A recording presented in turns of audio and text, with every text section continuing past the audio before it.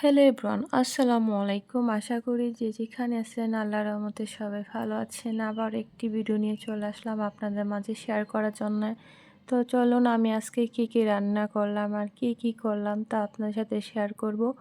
অবশ্যই পুরো ভিডিওটি দেখবেন না টেনে। তো যাই হোক, আমি এখন মাছ ভাজা করে নিচ্ছিলাম। এখানে হলো শোল মাছ, আমি 4 পিস মাছ নিয়ে নিয়েছিলাম আর কি।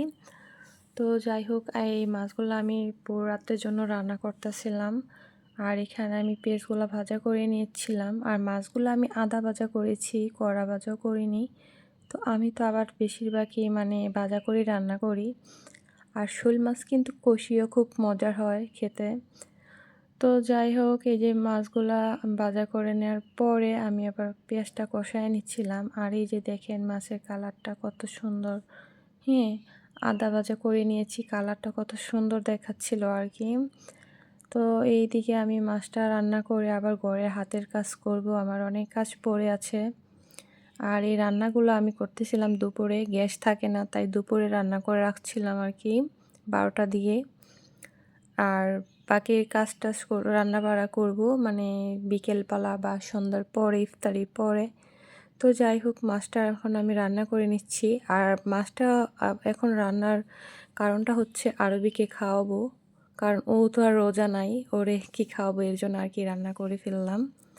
আর মাছ তো আমরা সবাই খাই না, তাই 4 পিস মাছ রান্না করছি আর কি। আরবি বাবা, আরবি ভাইয়া আর আরবি খাবে।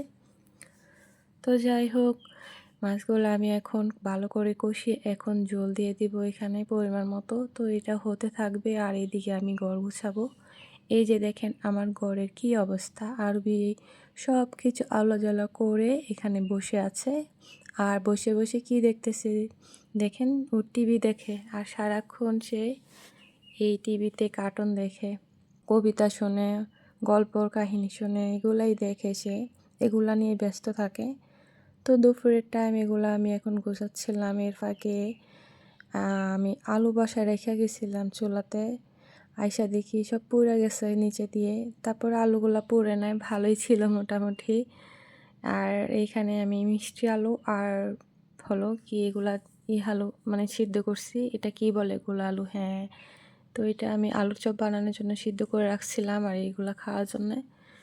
তো মিষ্টি আলু আপনারা কে কে পছন্দ করেন জানাবেন অবশ্যই কমেন্ট করে। তো ভিডিওটি কেমন লেগেছে জানাবেন। আর এখানে আমি ডাল বেটে নিচ্ছিলাম পাটাতে।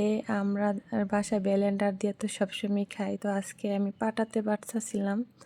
পাটা দিয়ে বাটলে আর কি এটা স্বাদটা অন্যরকম আসে। আপনারা কি আমার মতো করেন কিনা জানাবেন। যাই হোক, আপনাদের সাথে শেয়ার করলাম আমি কি করলাম আজকে দুপুরে, অর্ধেক বেলা, তা আপনাদের সাথে শেয়ার করেছি। তো কেমন লেগেছে আজকে ভিডিওটি সবাই জানাবেন। সবাই ভালো থাকবেন, সুস্থ থাকবেন। আল্লাহ হাফেজ।